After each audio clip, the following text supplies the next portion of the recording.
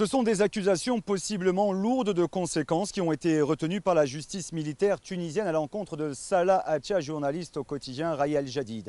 Invité à s'exprimer chez nos confrères d'Al Jazeera, Salah Hacha aurait indiqué que l'armée avait confié à l'UGTT son refus d'accéder à la demande du président Kais Saied d'encercler ses locaux et de placer certains de ses dirigeants en résidence surveillée. Des allégations que la plateforme syndicale a aussitôt démenti via un communiqué publié sur sa page Facebook. Après avoir été arrêté et auditionné par les services de la garde nationale, le journaliste a été placé en détention provisoire pour diffusion de fausses informations, incitation à la violence et au port d'armes, ainsi qu'atteinte à la sûreté de l'État et à l'intégrité de l'armée. Des accusations inacceptables pour son avocat qui dénonce une violation du décret-loi 115 sur la liberté d'expression, d'information et de publication, en vertu duquel son client aurait refusé de divulguer ses sources aux enquêteurs. Écoutez.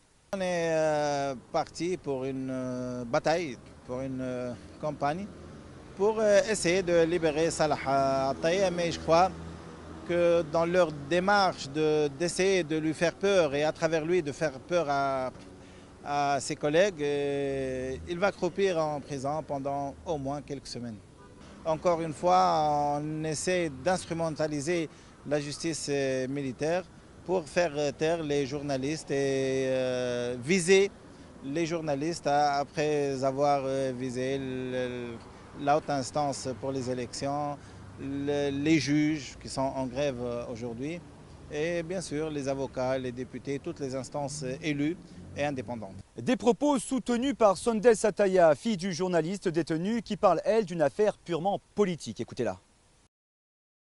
C'est clairement une affaire politique. Salah Hacha est en train de payer le prix de l'indépendance et du professionnalisme. Aujourd'hui, quand un journaliste parle, il faut le faire taire. Quand il donne une information, il faut le punir. C'est notre pays. C'est ce que vit aujourd'hui la Tunisie.